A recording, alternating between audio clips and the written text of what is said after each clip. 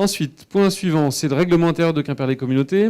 Là aussi, alors je ne vais pas le détailler, vous l'avez aussi en annexe juste après le pacte de gouvernance. Donc c'est un document d'une douzaine de pages, pardon. Outil classique qu'on utilise qu'on met en place en début de mandat, qu'on doit mettre à jour dans les 6 premiers mois du mandat.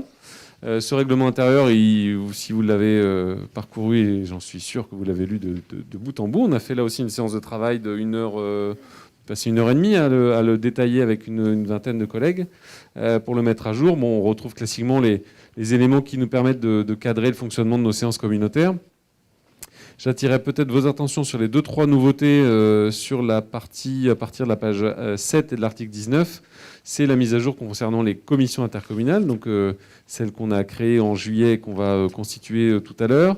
Sur la composition des commissions, où en effet, Jacques le disait, on a cette habitude d'avoir des commissions où chacun vient avec 2 élus. On s'était donné juste, sur proposition du bureau communautaire et évoqué en juillet, la possibilité d'élargir pour Quimperlé, considérant que c'est la ville la plus importante, mais aussi que la démocratie communale à Quimperlé a été particulièrement riche au moment des municipales, on va dire ça comme ça, monsieur le maire, avec 4 listes.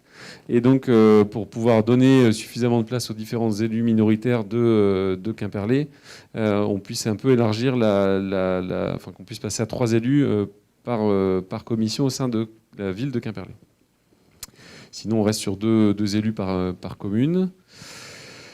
Et puis peut-être rappeler le bureau et le comité des maires, puisque Jacques vient d'y faire référence. Le bureau, je l'évoquais, on a un bureau qui comprend tous les maires. On a aussi un comité des maires qui, de fait, on le réunit assez peu proprement dit, puisque tous les maires étant membres du bureau. Mais cette tradition d'associer étroitement les maires aux décisions communautaires fait la force de notre territoire et la qualité de notre travail en commun.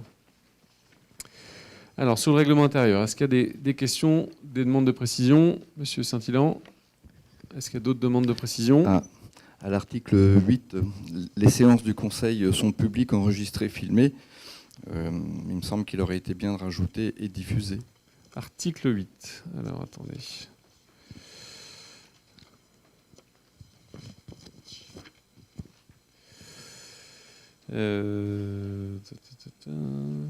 Oui, ils sont enregistrés, filmés. Oui, par définition, on ne les filme pas pour nos archives, mais on les filme pour les diffuser. Mais on peut rajouter cet élément-là, ce n'est pas une difficulté. Je vous remercie. Ok. Est-ce qu'il y a d'autres commentaires ou questions? Non. Donc on va rajouter cet élément-là. Donc article 8, les séances du Conseil communautaire sont publiques, enregistrées et filmées aux fins d'être diffusées. On va mettre quelque chose comme ça.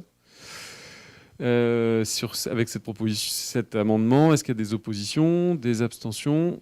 Donc qui vote pour? Donc là aussi, unanimité. Donc là, on fera cette modification. Et donc là aussi, non, là, il n'y a pas d'avis des conseils municipaux. Ok.